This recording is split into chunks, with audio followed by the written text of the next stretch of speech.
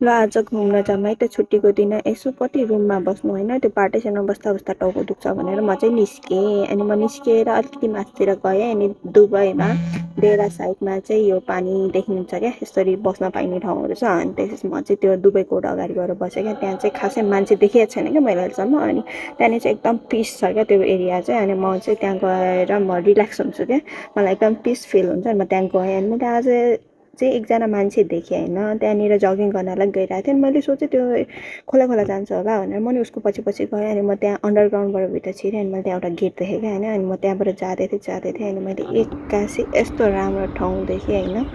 पुरै त्यो एरिया त पार्क रहेछ क्या यस्तो खतरा एरिया थियो होइन त्यहाँनिर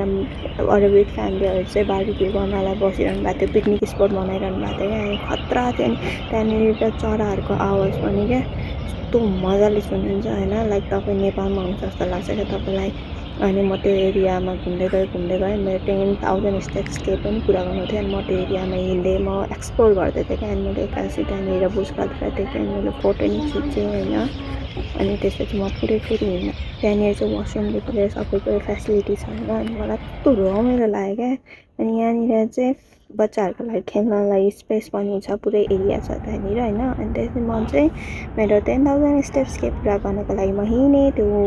इभिनिङमा मजाले हिँडेँ मलाई यस्तो रमाइलो लाग्यो अनि म घर फर्केर आएँ बाई बाई